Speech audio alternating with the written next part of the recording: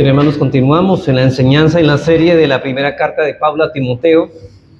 Y hoy continuamos, hermanos, con la porción que el hermano acabó de leer. Pero hoy, Pablo, hermanos, queremos para introducir señalar que Dios ha trazado una meta que todo verdadero creyente debe tratar de alcanzar. Esa meta, hermanos, es conformarnos cada día más al carácter de Cristo.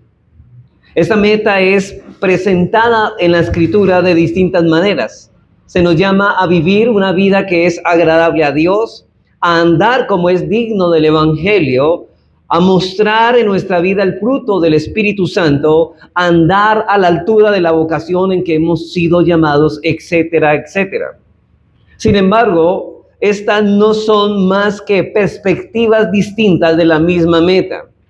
Ser semejantes a la imagen de Cristo, andar como Cristo anduvo, ver la vida como Él la ve, reaccionar como Él lo hacía en las distintas circunstancias que se le presentaban, aprender de Él a ser mansos y humildes de corazón y amar a nuestros hermanos como Él nos ha amado. Y lo que se nos ordena, hermanos, en la Escritura es que debemos ser como Él. De hecho, nuestra meta de cristianos es perfeccionarnos y alcanzar ser como Cristo. Debemos despojarnos de ese viejo hombre cargado de vicios y pecados y cosas del pasado y vestirnos del nuevo hombre según Cristo. No podemos seguir viviendo, hermanos, nuestra vida como la vivíamos antes. Del pasaje que nuestro hermano leyó al principio, vamos a considerar esta mañana ciertos principios, hermanos, que nos serán de gran ayuda en la lucha de agradar a Dios con nuestra vida. Yo sé, hermanos, que a pesar de que este texto se dirige principalmente a los ministros del Señor, a los pastores, también es aplicable a todos los creyentes. Pablo se dirige a Timoteo señalándoles los deberes que él debe llevar a cabo como un ministro excelente del Señor. Pero no olviden, eso también va para todos los creyentes. Hay un doble, hermanos, deber que se le ha encomendado a los ministros. En primer lugar, para con la iglesia donde el Señor de la grey los ha puesto. Ellos tienen el deber de advertir al pueblo de las falsas enseñanzas. Ellos tienen el deber de enseñar a la iglesia la verdad de Dios para contrarrestar la enseñanza del error. Pero así como los ministros se esfuerzan, hermanos, por cuidar el rebaño en el que el Señor los ha puesto, ellos también tienen el deber superior, que es el de cuidar de su propia vida espiritual. Noten que no solamente debe dedicarse a cuidar de la grey en el que el Señor ha puesto en sus manos, sino de la vida espiritual de él mismo.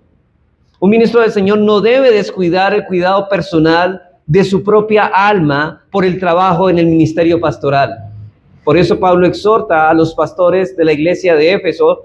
En Hechos 20:28 dice, por tanto, mirad por vosotros, dice a los pastores, y por el rebaño. Pero noten que aquí primero dice, mirad primero por vosotros y luego por todo el rebaño en que el Espíritu Santo os ha puesto por obispos. Pablo dice, mirad por vosotros y por todo el rebaño. Y esto mismo lo vemos, hermanos, en 1 Timoteo 4:16. Dice Pablo a Timoteo, ten cuidado de ti mismo y de la doctrina, persiste en ello, pues haciendo esto te salvarás a ti mismo y a los que te oyeren. Noten el doble énfasis y habla de que debe cuidar de la iglesia, pero principalmente, si quiere cuidar bien de la iglesia, debe cuidar de sí mismo. Un ministro que descuida el cuidado de su propia alma, al parecer, por cuidar de la iglesia, acabará por hundirse y con él la grey que está a su cuidado. Hermanos, si el hombre de Dios está mal, la iglesia también la va a llevar hasta el mal. Y en el pasaje que estamos estudiando podemos hallar 3 deberes que los pastores se les ha encomendado para que cuiden bien sus propias almas. Una de ellas ya las miramos la semana pasada. En primer lugar, que el pastor tiene el deber de cuidar de su propia alimentación espiritual. Él tiene el deber de instruir a la grey del Señor, pero el pastor no debe más bien descuidar su propia alimentación porque pondrá en peligro su crecimiento espiritual. A la vez que un pastor, hermanos, estudia la Escritura como parte de su labor ministerial para poder predicar a la iglesia, él no puede descuidar su estudio en todo el consejo de Dios. También el pastor debe nutrirse con el mismo alimento que él está sirviendo a los hermanos de la iglesia por medio de su ministerio de enseñanza. Un ministro del evangelio debe tener mucho cuidado, hermanos, al presentar un mensaje de la palabra de Dios, y ese mensaje debe tocar primeramente su corazón antes de exponerlo a la iglesia. Pero el segundo deber de los pastores es que él debe evitar la influencia de la falsa enseñanza.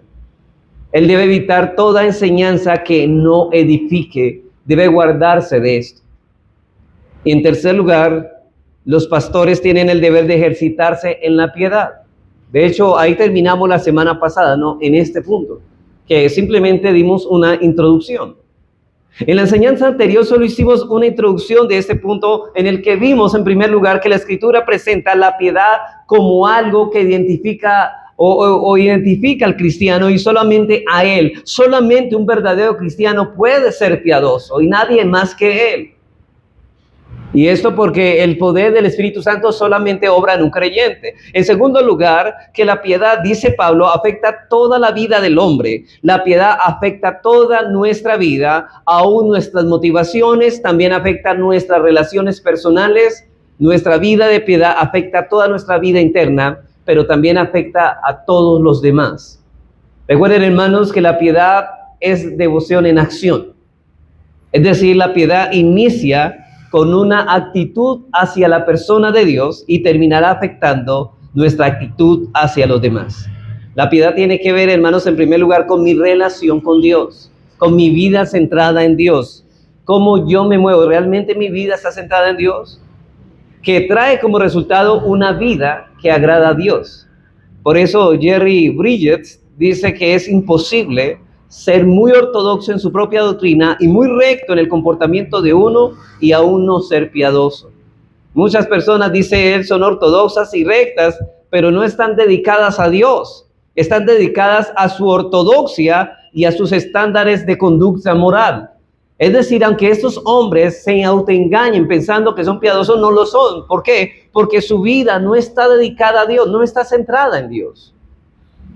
Esto no es ser piadoso, lo que señalan esas personas. La piedad es en una persona tiene que comenzar por la necesidad de una relación de temor, de amor, de anhelo y de obediencia a Dios. Estas cosas son las que producen una vida centrada en Dios, actitudes correctas para hacer acciones correctas. No hay acciones correctas si las motivaciones son incorrectas. Usted puede obedecer lo que Dios manda, pero si su actitud no es correcta, su obediencia es incorrecta.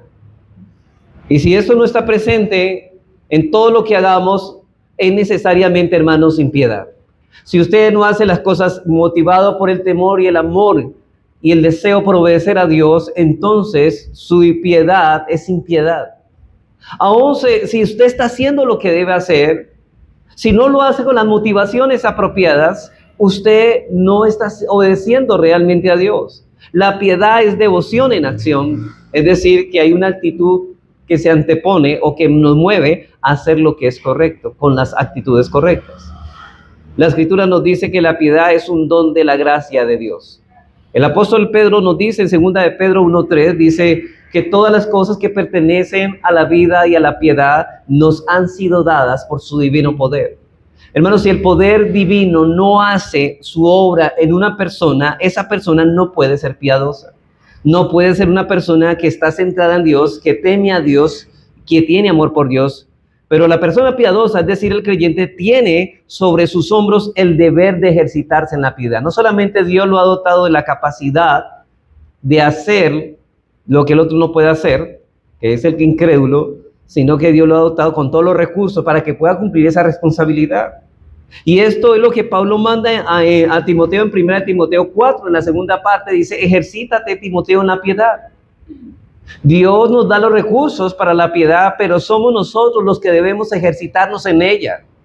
No es Dios quien debe ejercitarse en el lugar nuestro. Nosotros tenemos la responsabilidad, el deber de hacerlo. Dios ha dado a todo verdadero creyente los recursos para ser piadoso, pero él es responsable, el creyente es responsable de que esto se haga evidente en su vida práctica, y es exactamente aquí donde nuestra corrupción se resiste a este cambio. Hermanos, nosotros sabemos lo que tenemos que hacer y las actitudes con lo que tenemos que hacer. El problema es que muchas veces nos estamos resistiendo a hacer lo que debemos de hacer. Así que surge la siguiente cuestión: ¿de qué manera podemos conformarnos a ese nuevo estilo de vida piadoso? ¿De qué manera podemos conformarnos a esa nueva vida piadosa, ya que ya hemos muerto con Cristo, hemos resucitado con Cristo para vivir en vida nueva? Y si vivimos en vida nueva, esa vida nueva es una vida de piedad, que se ejercita en la piedad. ¿Cómo podemos llegar a ser piadosos si Dios nos ha mandado como creyentes a ser piadosos? Bueno, habiendo dejado claro lo que significa la piedad, veamos ahora en segundo lugar principios que se requieren para la vida de piedad. Vamos a hablar de ciertos principios que nos ayudarán a ejercitarnos en nuestra vida de piedad. Vamos a mirar nuestro primer principio. El primer principio, si usted quiere ser piadoso, un creyente piadoso, ya que Dios le ha dado todos los recursos, lo primero que tiene que hacer usted es: la piedad requiere de compromiso personal. Hermanos, la piedad requiere de compromiso personal. No entiendo cristianos que no tienen, o personas que profesan ser cristianas y no tienen compromiso con las cosas de Dios. No podemos crecer en la piedad, no podremos ser piadosos a menos que somos personas comprometidas, que tengamos compromiso, tengamos disciplina. De hecho, podría decir que la disciplina es un rasgo del creyente. De hecho, Jesucristo le llamó discípulos a sus seguidores. ¿Por qué? No solamente por el hecho de seguirlos, sino porque estas personas iban a ser disciplinadas en las enseñanzas que ellos iban a seguir, en comprometerse a vivir de acuerdo a esas verdades que están siguiendo de su maestro. Si no hemos logrado ser piadosos, es porque la piedad requiere de un compromiso personal. Pablo le dice a Timoteo, ejercítate en la piedad. Timoteo era responsable de su crecimiento en su vida de piedad, y el término ejercítate viene del griego gymnazo, y esa palabra es donde viene nuestra palabra gimnasio, que significa entrenar, practicar. Y ustedes, por ejemplo, ven, hermanos, que una persona que en un deporte está practicando un deporte en una disciplina cualquiera, esta persona, para llegar a la meta o al título de campeón, tiene que entrenarse, y para entrenarse tiene que haber compromiso, tiene que haber disciplina. Pablo aquí está poniendo la ilustración, una alegoría de una persona que se prepara, que se entrena para dicha meta. Y es obvio que a esto es que se va a los gimnasios a practicar ciertos ejercicios físicos, y esto requiere por necesidad de compromiso constante. Es imposible ser un buen atleta sin compromiso y sin disciplina personal. Ustedes saben bien esto. Un atleta debe ser disciplinado en el comer. Hermanos, un atleta no come de todo lo que toda la gente come. Él tiene cierta dieta alimenticia, él sabe cuántas horas debe dormir, cuánto es su entrenamiento. Él tiene disciplina en el comer, en el dormir, en el entrenamiento. Y lo que Pablo hace al usar esta comparación es mostrarnos que si queremos ejercitarnos en la piedad, se requiere que tengamos compromiso. Y hermanos, si hay una cualidad del creyente que debe desarrollar en ese aspecto, y se llama el dominio propio, debe tener autocontrol. Hermanos, en la vida cristiana, nosotros debemos también entrenarnos en la vida de piedad. ¿Cómo? Ejercitándonos en el dominio propio, ejercitándonos en autocontrol, en nuestra comida, en la manera de dormir. Todo esto también tiene que ver con nuestra vida espiritual. Y lo que Pablo hace al usar esta comparación es para mostrarnos que si queremos ejercitarnos en la piedad, se necesita, hermanos, que tengamos compromiso. Compromiso en los asuntos que el Señor nos ha dejado. Timoteo entendía que él debía ocuparse de este aspecto de su salvación con la confianza de que Dios está trabajando en él. Entendemos, hermanos, que Dios es en nosotros el que pone el querer como el hacer, que Dios es el único que puede hacer lo que nosotros no podemos hacer, pero él entendía a su vez que la exhortación de Pablo de que debía dedicarse a este asunto de la piedad era un compromiso que él debía asumir, un compromiso de ejercitarse en la piedad, era su responsabilidad. Él entiende que Dios es soberano para hacer eso en el corazón de él, pero también él entiende que es su responsabilidad y es a lo que Dios lo ha llamado para la gloria de Dios. Nos dice el salmista en el Salmo 5, 1 al 3, lo que cantábamos ahora en un himno: escucha, oh Jehová, mis palabras, considera mi gemir, está atento a la voz de mi clamor, Rey mío y Dios mío, porque a ti oraré. Oh Jehová, de mañana oirás mi voz, de mañana me presentaré delante de ti y esperaré. El salmista ha tomado el compromiso de presentarse ante el Señor en oración muy de mañana. ¿Y por qué ha tomado? Porque él entiende que en medio del día nos involucramos con tantas cosas que no tenemos o no encontramos tiempo para dedicarnos a conversar o a hablar con el Señor.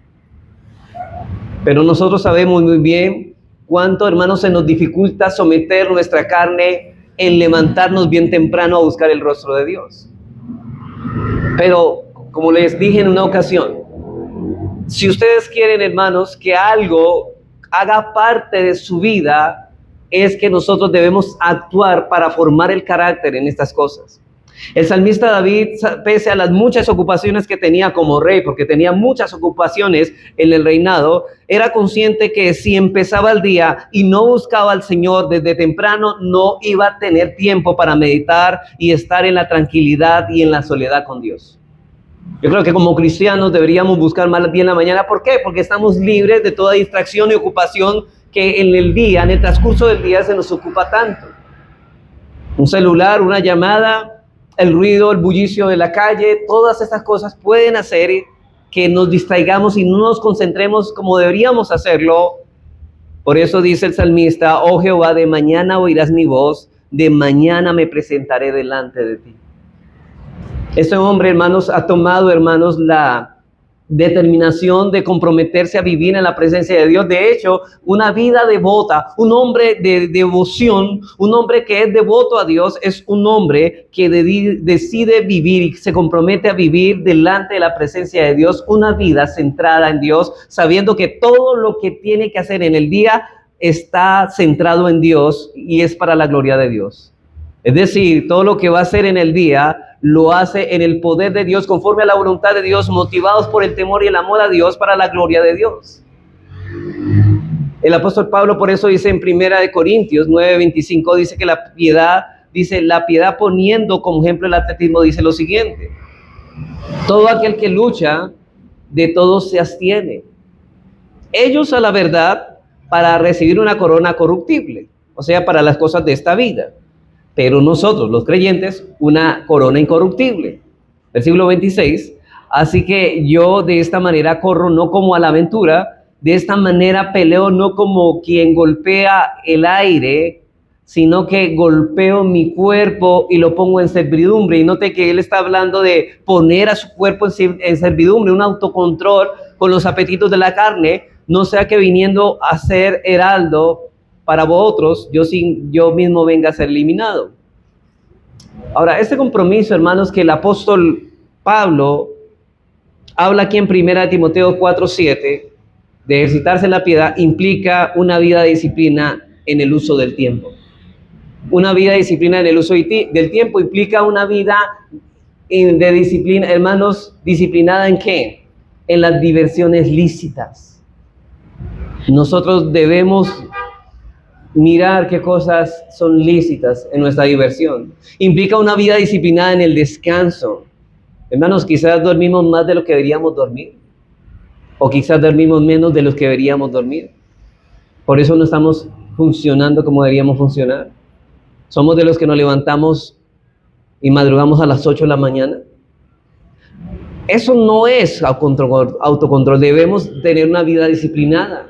Implica una vida disciplinada en el tiempo que dedicamos a trabajar. Implica una vida disciplinada que dedicamos a nuestra familia. Por eso es imposible ser piadoso si esta disciplina está ausente en nuestras vidas. Debemos planificar bien.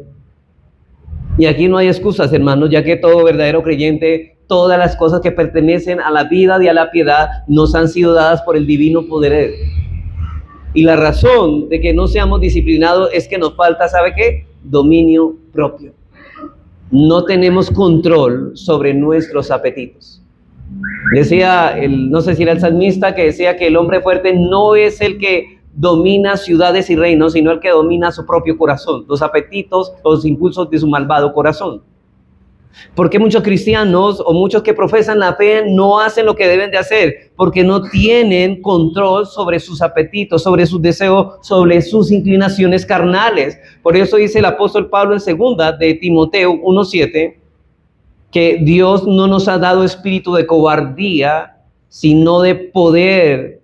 No te podemos hacerlo de amor, motivados por el amor y de dominio propio, es decir, de autocontrol sobre estas cosas.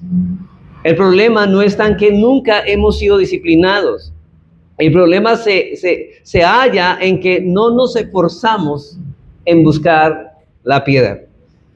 Y yo encuentro en la Biblia, hermanos, muchas veces, como cuando Dios le mandó a José, mira que te mando que te esfuerces. Hay un llamado al empeño, al esfuerzo, al compromiso de las cosas que conciernen a la piedad. Si no hay compromiso, si no hay esfuerzo, hermanos, la verdad, usted, ¿cuánto esfuerzo hizo para estar en este lugar? ¿Cuánto esfuerzo debería estar para volver en la tarde a este lugar? ¿Cuánto esfuerzo usted debería hacer porque el Señor lo manda? Debemos esforzarnos, ya que Dios nos ha dado su poder. El problema entonces nunca está en que nunca hemos sido disciplinados. El problema se halla en que no nos esforzamos en buscar la piedad. Esto nos lleva, hermanos, a nuestro segundo principio.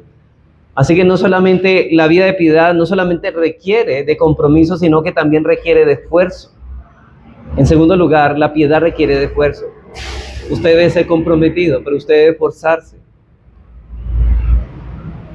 Yo sé, hermanos, que muchos han intentado seguir una rutina de ejercicios en un gimnasio. Cuando uno empieza a seguir una rutina de ejercicios físicos, uno se da cuenta que los primeros días son muy duros. Todo le duele el cuerpo. Todo el cuerpo está dolido. Si usted es sedentario, se dará cuenta que es más duro para usted que no hace nunca ejercicio. Ahora, la disciplina requiere ¿de qué? De esfuerzo. Y la dificultad se encuentra en que no deseamos nada que nos cueste trabajo. De hecho, estamos en una época donde la gente no quiere saber de ningún esfuerzo. O sea, que lo quieren conseguir las cosas con el más mínimo esfuerzo, y eso lo hemos trasladado a la vida cristiana. En el momento que Pablo relaciona la piedad con el ejercicio físico, nos quiere decir que la piedad requiere que nos esforcemos. Requiere que nos empeñemos en llevar a cabo esta vida. Y no es tan fácil, hermanos, estar comprometidos al desarrollo de la piedad personal. Eso demanda esfuerzo. No es fácil, por eso va a demandar esfuerzo. Algunos creyentes piensan que terminar con un hábito pecaminoso es tan sencillo como prepararse para terminarlo. Por ejemplo, si una persona tiene un problema con la gritería, ese hábito no va a desaparecer porque esta persona diga, desde ahora no voy a volver a gritar. Eso no desaparece así. O usted una persona fácilmente se enoja fácilmente y va a decir, bueno, a partir de hoy ya no vuelvo a enojarme como antes me enojaba. Hermanos, eso no dará solución al problema. Porque mientras esté la calma, todo está tranquilo, y bajo presión no sale nada de lo que hay adentro. Pero una vez estemos en una circunstancia difícil, todo lo que usted prometió que no iba a volver a hacer, vuelve a reflejarlo otra vez en esa situación. Ahora, la Biblia nos enseña, y aquí vamos a aprender algo, que para terminar con un hábito pecaminoso, primero debemos querer terminar con tal hábito pecaminoso. Lo primero es que debemos querer terminar con tal hábito pecaminoso. No es solamente decirlo, sino querer abandonar ese hábito pecaminoso. Y en segundo lugar, debemos cambiarlo por un hábito piadoso. Primero, debemos terminar con el hábito pecaminoso, y en segundo lugar, cambiarlo por un hábito piadoso. Veamos el mismo ejemplo de la gritería, por ejemplo, aquí en Efesios 4:29. Noten lo que dice. Hay un pecado prohibido, un deber mandado, algo que debemos no desear, algo que debemos esforzarnos por cultivar, por cambiarlo. Ninguna palabra corrompida salga de vuestra boca, sino la que sea buena para la necesaria edificación a fin de dar gracia a los oyentes. Y no contristéis al Espíritu Santo de Dios, con el cual fuisteis llamados para el día de la redención. Pero noten, dice que aquí la palabra corrompida debe ser cambiada por una palabra que sea de edificación. Debo aborrecer la palabra corrompida, pero ahora debemos cambiarlo por el hábito piadoso de hablar cosas que edifiquen. Así es que los hábitos malos van desapareciendo. Versículo 31. Quítese de vosotros toda amargura, enojo, ira, gritería y maledicencia y toda malicia. Antes sed benignos unos con otros, misericordiosos y perdonándonos unos a otros, como Dios también os perdonó a vosotros en Cristo. Lo primero que tengo que hacer es deshacerme de usar palabras corrompidas, y esto sucede deshabituándome de usar palabras corrompidas, hablando palabras que edifican. Lo que quiere decir es que usted debe habituarse a hablar benignamente, aun cuando usted se halle en medio de los problemas. Por ejemplo, ¿qué, hermanos? Bueno, si usted tiene problemas con hablar bien de alguien, si usted habla mal, es fácil hablar mal de alguien. No hable mal de alguien, sino hable siempre bien de alguien. Es una manera de aborrecer hablar mal, pero vamos a cultivar haciendo un hábito, haciendo lo que es correcto. De manera que cuando hable, todo lo que salga de su boca sea edificante, y cuando esté en medio usted de un problema, usted ya se ha habituado a hablar de esa manera. Ha cambiado, es decir, ahora en medio de los problemas es que más forma el carácter de nosotros cuando hacemos lo que es correcto. Por ejemplo, sé que muchas veces nosotros somos impacientes con algunas cosas, pero ¿cómo debemos formar la paciencia? Pues siendo paciente en esos momentos en que más nos desesperan. Pero eso requiere de un esfuerzo continuo. Si usted tiene que estar en todo eso del tiempo, usted tiene que hacerlo. Dice Pablo, ejercítate en la piedad, pero usted tiene que estar todo el tiempo pensando en eso, mirando que usted está haciendo lo correcto. Así que para la piedad se requiere compromiso, se requiere esfuerzo y además se requiere paciencia. Este es nuestro tercer principio. La piedad requiere paciencia. Hermanos, vivimos en una época en donde no solamente se quiere alcanzar las cosas sin el menor esfuerzo, sino que sucedan al instante, ¿no? Porque los jóvenes quieren trabajo donde no haya tanto esfuerzo, pero también quieren que sean ricos de la noche a la mañana, consigan las cosas instantáneamente. Por eso existe hoy café instantáneo, sopa instantánea, cola instantánea, todo instantáneo, porque todo lo quieren instantáneo. Quieren soluciones fáciles y rápidas para solucionar sus problemas también, y quieren la piedad instantánea. Mire, por eso es que es tan apetecido esa doctrina que enseña: ora en un momento y en cualquier momento el Señor vendrá y te pondrá la piedad y todo cambiará en tu vida en un momento, como una varita mágica. No, eso no es verdad. La Biblia dice: si quieres ser piadoso, debes ser comprometido, debes esforzarte, pero también debes ser paciente, porque eso vendrá en el momento que Dios quiera. Pero debes seguir ejercitándote en ella. Y aunque el diablo nos susurre y quiera engañarnos de que nunca podremos ejercitarnos en la piedad, la palabra de Dios nos dice: todas las cosas que pertenecen a la vida y a la piedad nos han sido dadas por su divino poder. Dios nos ha provisto, hermanos, de todas las cosas que necesitamos para ejercitarnos en la piedad y levantarnos de las caídas. Ahora, yo creo que muchas cosas de los que nos impacienta a nosotros es que estamos cultivando un hábito bueno, pero resulta que en el transcurso del desarrollo de ese hábito vemos que caemos muchas veces y eso trata de desanimarnos. Bueno, ahí es donde tenemos que tener paciencia con nosotros mismos, pero también tenemos que tener paciencia con otros que están haciendo lo mismo. Y aquí el problema se halla en la motivación. Note esto. Porque si usted ve que muchas veces está cayendo en el mismo punto, revise sus motivaciones. Hay muchos creyentes que tienen muchas dificultades en sus vidas devocionales, pese a que se esfuerzan por las cosas de esta vida que requieren compromiso. Yo lo que quiero decir, hermanos, lo que yo quiero decir es, usted, ¿por qué se compromete? ¿Por qué está tan comprometido en su trabajo? Usted llega puntual a su trabajo. Usted es comprometido. El día que falta el trabajo, ¿qué hace? Informa que no va a ir a su trabajo. Porque son cosas que para usted son importantes y aunque tengan muchas dificultades, ustedes se esfuerzan por estar en ese trabajo. Pero ¿qué son las cosas de Dios? ¿Tienen el mismo compromiso? ¿Tienen el mismo compromiso de asistir regularmente a la iglesia y cuando fallan tienen el deber o más bien tienen, digamos, esa actitud de presentar su excusa justificable?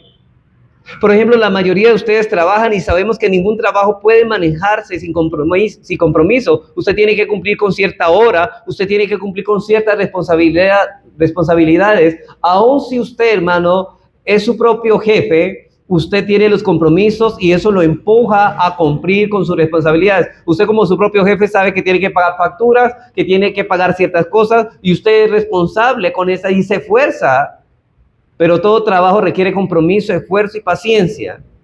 El problema es que nosotros le damos más valor a las cosas de esta vida que a las cosas eternas. Yo he visto eso. Y Pablo sabía muy bien la importancia que tiene una correcta motivación. El problema es que para nosotros, la motivación es que para nosotros es más valioso las cosas de este mundo que las cosas de Dios. En nuestro texto, Pablo dice en 1 Timoteo 4:7, dice, ejercítate en la piedad. Note lo que dice, porque el ejercicio corporal para poco es provechoso. O sea, las cosas que nos esforzamos para esta vida, como es el trabajo, el ejercicio, hay que hacerlas. La Biblia dice que el que no trabaja, que no coma. Sí hay que esforzarnos en esas cosas.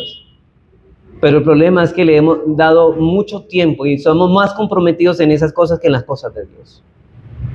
Mire, muchas personas, inclusive, sacrifican su compromiso con la iglesia por motivos laborales, porque para ellos es más importante las añadiduras que el reino de Dios, y el Señor dice, busca primeramente el reino de Dios y su justicia, y las demás cosas vendrán por añadidura. O sea que las cosas de esta vida son secundarias, comparables a las cosas de la vida de la piedad. Dice Pablo, pero la piedad para todo aprovecha, pues tiene promesa de esta vida presente y de la vida venidera, dice él. Así que habiendo dejado claro, hermanos, entonces lo que significa la piedad y haber considerado ciertos principios que se requieren para la vida de la piedad, veamos en tercer lugar los beneficios de la piedad. Los beneficios de la piedad. Dice Pablo en nuestro texto, dice por dos cosas, dice aquí. En primer lugar, que la piedad para todo aprovecha. Y en segundo lugar, porque tiene promesa para esta vida la venidera. No debe sorprendernos, hermanos, que Pablo, al hacer uso del gimnasio como figura, ahora establezca una comparación entre el valor del ejercicio físico y el valor del ejercicio de la vida piedad. La figura que Pablo usa aquí es, desde luego, el gimnasio griego. Cada ciudad tenía un gimnasio en ese tiempo. Y Éfeso no era la excepción. Esos gimnasios eran lugar donde los jóvenes entre los 16 y 18 años dedicaban mucho tiempo al entrenamiento físico, ¿sabe? Por alcanzar una corona corruptible. Y esto era esencial, ya que en la vida de esos días implicaba mucha actividad. Y hermanos, ¿y sabe qué? Ellos tenían esas metas y esos triunfos, dedicárselos a sus dioses. Había mucho énfasis en el entrenamiento físico y en la gloria de los que ganaban los eventos deportivos. Pero Pablo afirma que si hacemos una comparación con los beneficios que logramos en el ejercicio físico o en cualquier otra cosa que pertenezca a esta vida presente y lo comparamos con los beneficios que lograremos con la piedad, vamos a poner cada cosa en su lugar y nos daremos cuenta de que la piedad es más provechosa. Mire, hermanos, muchos hoy profesan la fe, dicen, yo soy cristiano y amo a Dios, pero en la realidad ven que para ellos es más importante las cosas de esta vida. Las cosas de esta vida tienen mayor preponderancia para ellos que las cosas de Dios. Uno ve el compromiso que ellos se mueven para sus trabajos, para sus negocios, cómo hacen las cosas que hacen. Se mueven, hermanos, y muchos hasta violan el día del Señor por su trabajo. ¿Y eso por qué lo hacen? Porque les interesan más las cosas de esta vida temporal que las cosas eternas. Y dice Pablo, la piedad es más provechosa. Si alguien está aquí y sabe que su vida no es como Pablo la está diciendo, Pablo le dice, ¿sabe qué? La piedad es más provechosa. Las cosas de esta vida son necesarias, sí, pero son menos provechosas que las cosas de la piedad. Y en primer lugar, Pablo dice que la piedad es más provechosa cualitativamente. Es más provechosa la piedad cualitativamente, dice Pablo, porque el ejercicio corporal para poco es provechoso, pero la piedad para todo aprovecha. Para todo. Pablo afirma que lo primero es de algún provecho, es útil para algo. Sin embargo, lo segundo es de beneficio para todo en todo sentido. Es útil para todas las cosas. De ningún modo, Pablo está menospreciando, hermanos, el valor del ejercicio físico. Al contrario, es provechoso hacer ejercicio físico. Concede salud, fuerza física. Aún es provechoso para la vida espiritual. De hecho, hermanos, uno para trabajar en el ministerio debe hacer ejercicio físico. Para poder estar aquí parado, debe tener un buen físico, debe tener fuerza física y salud. Y eso también afecta a la vida espiritual. Pero lo que está diciendo es que los beneficios que proceden del ejercicio físico, por grandes que éste sea, es definitivamente inferior a los beneficios que otorga la piedad, ya que la piedad aprovecha para todo. Pero ¿qué estamos haciendo los creyentes de hoy en día? Estamos buscando y esforzándonos por todas las cosas de esta vida, pero estamos descuidando lo más importante, el cuidado de nuestras almas, el cuidado y la piedad. En otras palabras, la esfera en que el ejercicio físico y otras cosas de esta vida son de provecho, son mucho más limitadas en comparación con aquellos beneficios que trae la piedad, que la piedad otorga. Hermanos, una persona que no esté ejercitándose en la piedad, por otro lado, está obteniendo los beneficios de esta vida presente, que esta vida presente ofrece. Esta persona no podrá disfrutar de estas cosas sin la piedad. Mire, si usted le da más valor a estas cosas de esta vida, Dios se encargará de que usted no disfrute de las cosas que Dios le da. Porque la bendición de Dios es la que no entristece. Pero ¿cuál es la bendición que no entristece? La que va acompañada con la piedad. Pero si no va acompañada con la piedad, a usted, aunque las tenga y obtenga muchas riquezas o bienes en este mundo por su esfuerzo, no va a poder disfrutar de esas cosas. Una persona, hermanos, que dice que se ocupa en esto, hermanos, su vida no va a ser una vida gozosa. Pablo nos dice que la piedad aprovecha para todo. El hombre que tiene esposa e hijos, pero no es piadoso, su familia sabe que se le convierte en un problema, en una carga. Porque ahí vemos que personas que no, hombres que no tienen problemas con su familia, y aunque es una bendición, dice la Biblia que la esposa es herencia de Jehová y bendición son los hijos de Dios hallados en la juventud. ¿Por qué entonces no parecen una bendición sino una carga? Porque ese hombre no es piadoso. Porque ese hombre no disfruta de las cosas que Dios da, porque ese hombre no es un hombre que vive centrado su vida en las cosas de Dios.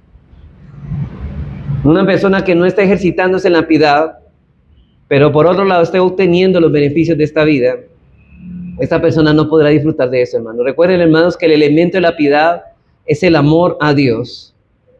Y hermanos, cuando nosotros tenemos a nuestra familia o los bienes que Dios ha puesto en nuestras manos y los ponemos al servicio de Dios, esa persona va a disfrutar de las cosas. Dice la Biblia que a los que aman a Dios todas las cosas ayudan para bien. Y los que aman a Dios, ¿sabe qué? ¿Cuál es el motivo de la piedad? El amor a Dios. A los que aman a Dios todas las cosas les ayudan a bien. Aún en los momentos difíciles, Él está gozoso. ¿Cómo va a estar así gozoso en medio de la dificultad? Porque la piedad ayuda para todo. Es decir, el hombre piadoso, todas las cosas le ayudan a bien, pero a la persona que no es piadosa, todas las cosas, por muy buenas que éstas sean, son una maldición para esa persona. Porque esta persona no las puede disfrutar.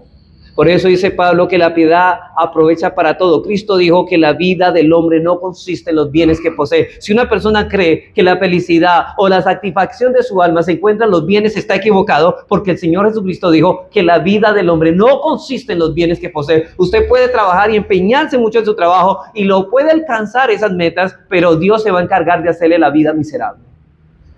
Porque esas cosas no traen felicidad. De hecho, eso es idolatría, porque usted está poniendo su felicidad a expensa o la está apoyando en las cosas de este mundo. Eso es idolatría. Hermanos, el único objeto de nuestra felicidad y el único objeto de nuestro contentamiento tiene que ser Dios.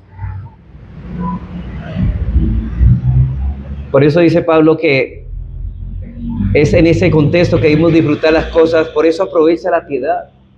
No es la abundancia de bienes lo que da felicidad al hombre. Y yo sé, hermanos, que muchas personas, de hecho, es pecado querer ser rico. Es pecado querer ser rico. No es pecado ser rico. Es pecado querer serlo. Si usted desea ser rico en su corazón, es porque usted no está contento con tener a Dios como su todo. O usted no tiene a Dios. Y si usted tiene a Dios, está contento con todo. Dice Pablo, con que tengamos sustento y abrigo, estemos contentos con esto. No es la abundancia de los bienes lo que da felicidad a un hombre. Yo le digo, jóvenes que están aquí, si ustedes piensan que ustedes cuando están mayores dirán, bueno, cuando esté grande, yo creo que quiero ser feliz, voy a trabajar muy duro para ser rico y ser feliz. Se está equivocando. Primeramente está pecando porque debe desear ser rico. Y segundo, se está autoengañando porque eso no le trae la felicidad. Las riquezas traen miseria. Y más bien, hermanos, como decía un puritano, que los cristianos que tienen más tormentos en la vida son los cristianos ricos. Los cristianos que tienen riqueza es como si tuvieran un aguijón, que mejor es haber tenido, o haber tenido, sí, lo necesario y no tener más de lo necesario. Así que, hermanos, no es la abundancia de los bienes lo que da la felicidad al hombre, es el poder disfrutar lo que se tiene y hasta lo que no se tiene en el marco de la bendición de Dios. Lo más irónico es que muchos que profesan la fe dedican más tiempos a las cosas de esta vida en que se obtienen pequeños beneficios, pero descuidan la piedad en la que se obtienen beneficios para todo. Qué contradicción, ¿no, hermanos? Uno los ve muy tempranitos y juiciosos para el trabajo, hasta salen tarde, pero para venir a la iglesia no hay lugar. Para buscar la piedad, para ejercitarnos en esto, no, eso es si yo quiero, porque para ellos es más importante las cosas de este mundo. Pablo dice en 1 Timoteo 6:6, mire lo que dice. ¿Qué es la verdadera ganancia? ¿Cuál es la gran ganancia? Pero gran ganancia es la piedad acompañada ¿de qué? De contentamiento. ¿Qué es tener contentamiento? Estar satisfecho que todo ya lo tenemos, es tener a Dios como nuestro Dios. Y con todo lo que nos da, dice, pero la con piedad acompañada de contentamiento. Porque nada hemos traído a este mundo y sin duda nada podremos sacar. Note lo que dice el 8. Así que teniendo sustento y abrigo, estemos contentos con esto. Y mire el pecado, porque los que quieren enriquecerse caen en tentación y lazo y muchas codicias necias y dañosas que hunden a los hombres en destrucción y perdición. Note el pecado, querer ser rico. Porque la raíz de todos los males, ¿cuál es? Es el amor al dinero, el cual codiciando algunos se extraviaron de la fe, se apartaron de la verdadera doctrina y fueron traspasados por muchos dolores, terminaron en el infierno.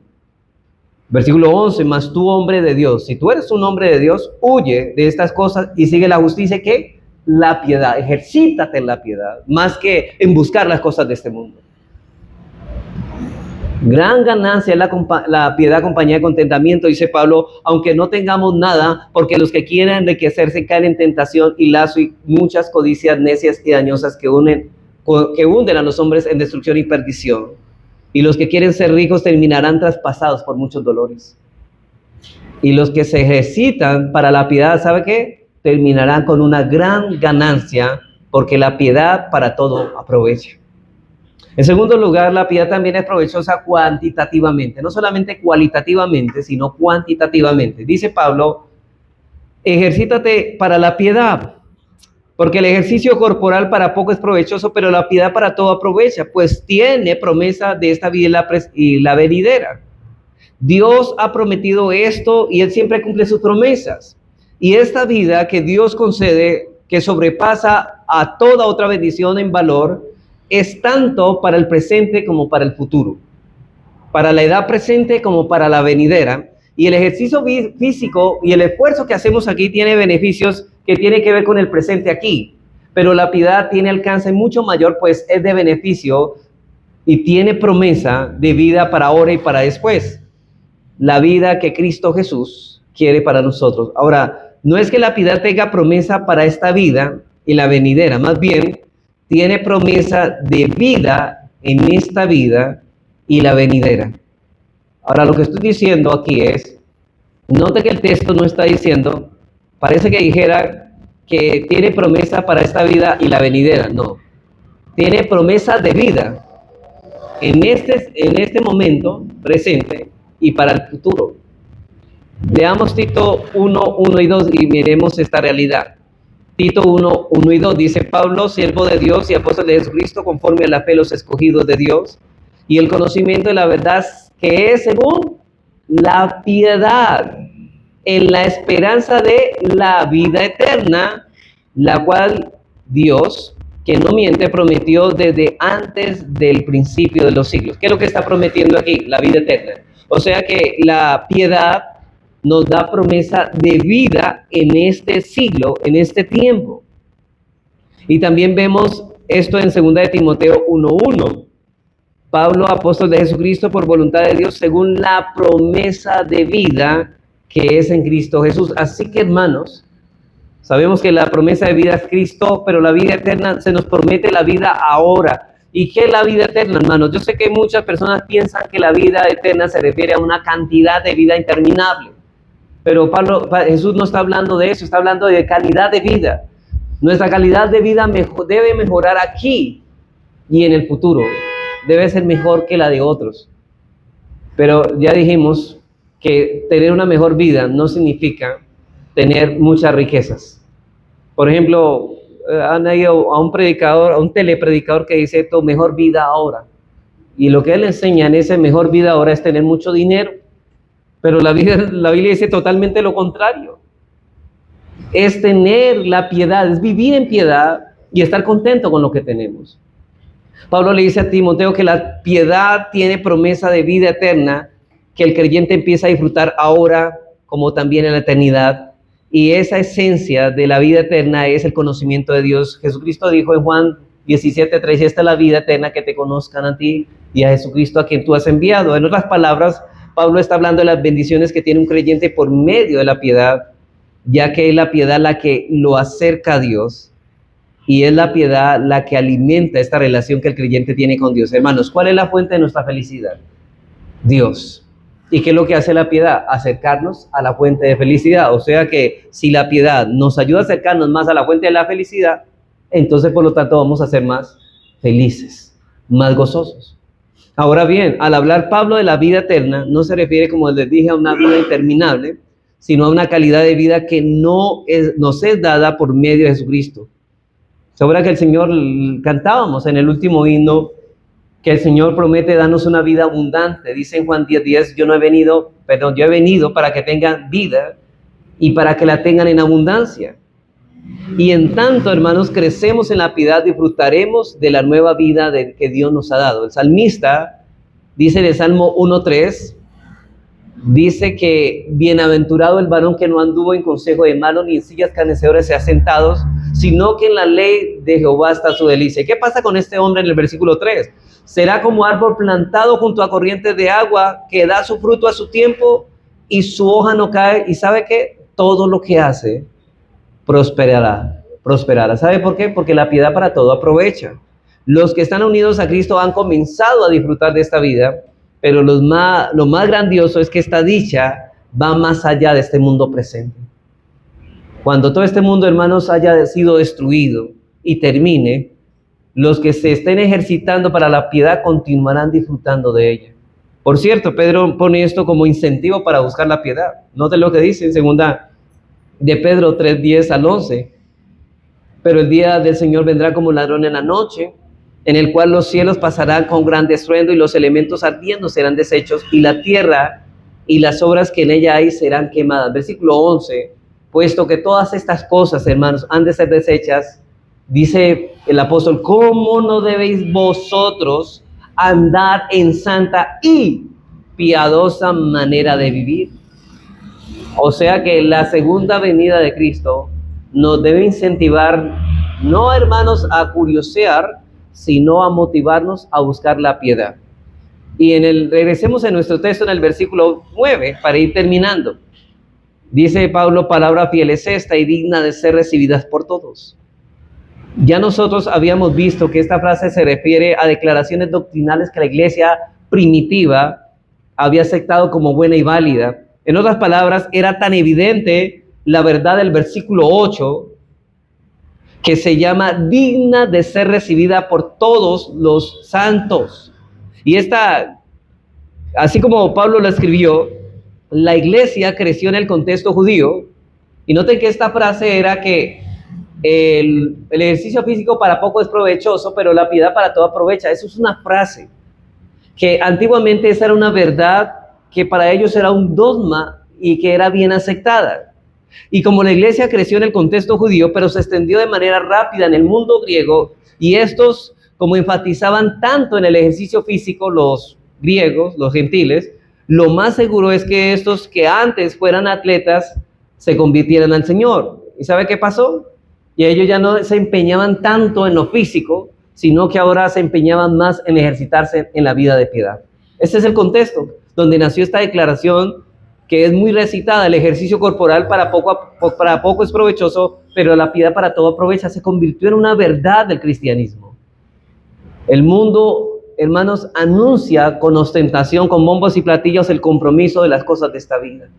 Pero la iglesia ha proclamado los beneficios de la piedad y esto ha sido recibido por todos los creyentes a través de la historia.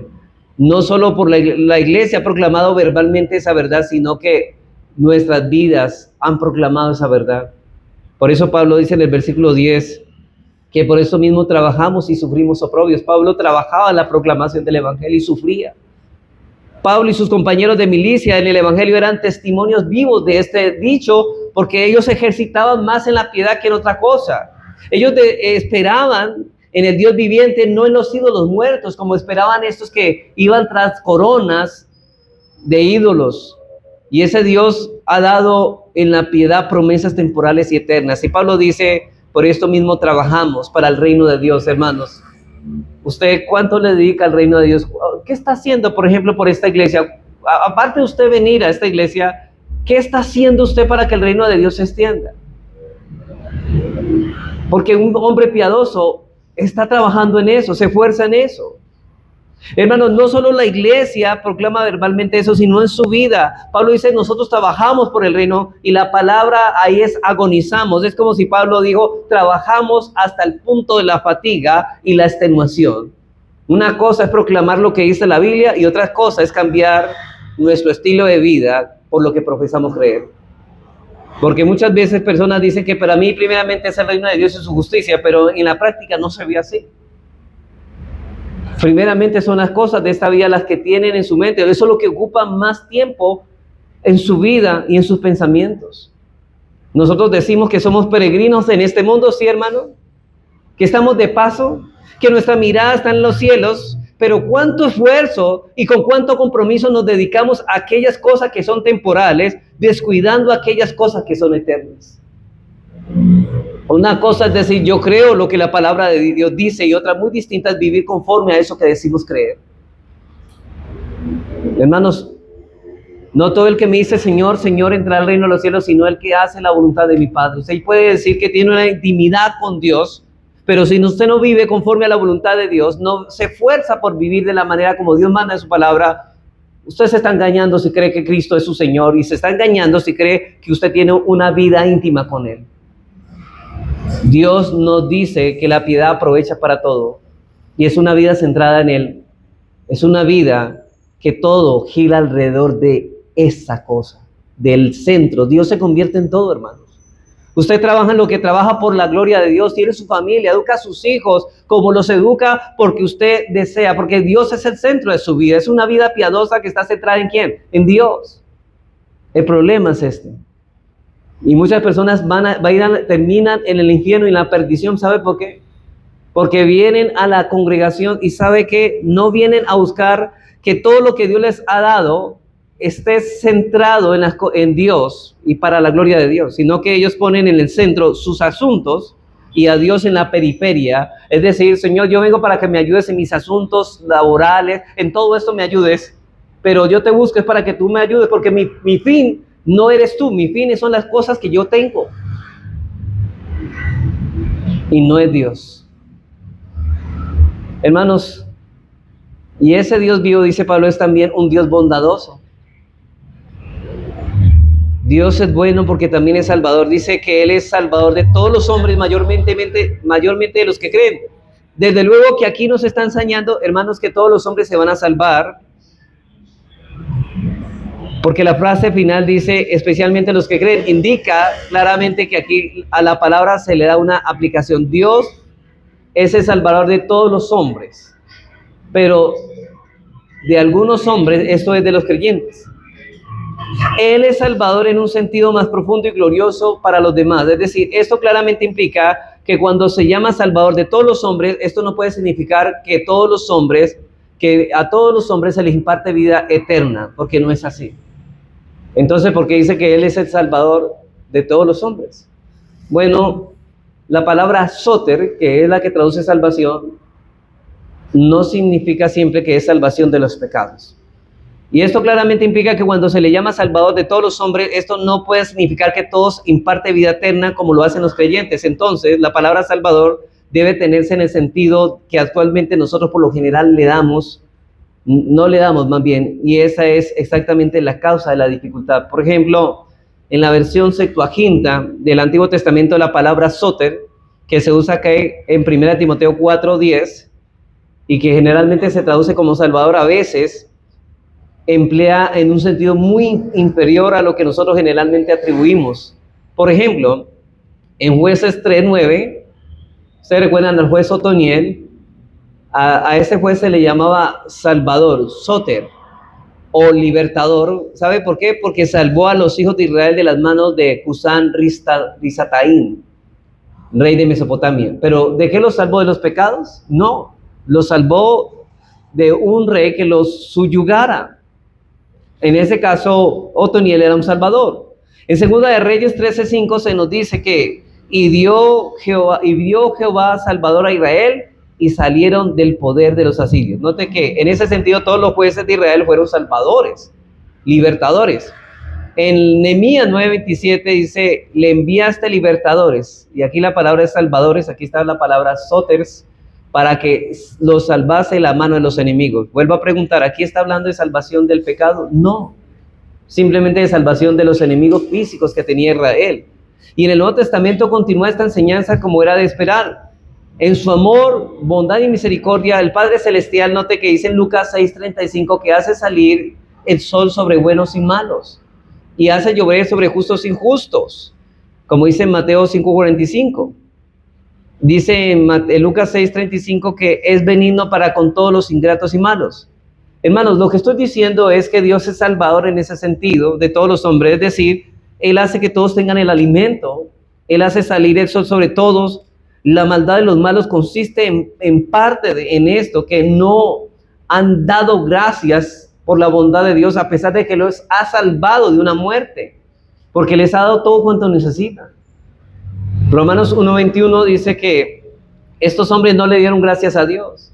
Él es quien da, dice en Hechos 17:25, dice Pablo, Él es el que da a todos vida y aliento a todas las cosas. Él es por quien vivimos y nos movemos, Hechos 17:28. Él preserva, libra, en el sentido que salva, y esa actividad salvadora de ningún modo se confina a los elegidos. En ese sentido que usa Pablo en nuestro texto, la palabra salvación en ese sentido es Dios es salvador a todos los hombres porque a todos les provee, a todos hace llover. Y hermanos, ¿por qué el hombre continúa existiendo? Porque Dios les dota de vida y les da el alimento a su tiempo. Un ejemplo de esto es que Dios, por ejemplo, Dios salvó a todo Israel de la esclavitud de Egipto, ¿no es verdad? Pero no todos fueron salvos de la esclavitud del pecado, ¿sí ves?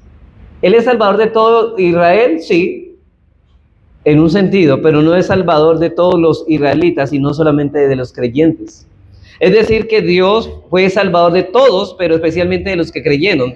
Todo el mundo es partícipe de las bondades de Dios, pero sobre todo los creyentes. ¿Sabe por qué Él es salvador de todo? Lo que está diciendo Pablo aquí es, bueno, Dios los salva proveyéndoles todo para que ustedes no mueran.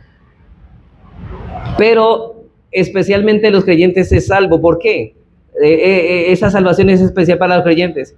Porque el creyente no solamente tiene esos beneficios que Dios da, sino que Dios le ha otorgado el placer de que ellos puedan disfrutar de esos beneficios que no disfrutan los impíos. Eso es lo que estamos hablando ahora desde el principio. Y eso es lo que Pablo tenía en mente en este texto bíblico. Así que todo el mundo es partícipe de las bondades de Dios, pero sobre todo los creyentes, porque solamente ellos han sido beneficiados de forma especial de la bondad de Dios. Únicamente a ellos se les ha concedido que crean en el Señor Jesucristo y el alcance de la salvación de vida eterna y de disfrutar de todo lo que Dios le ha dado.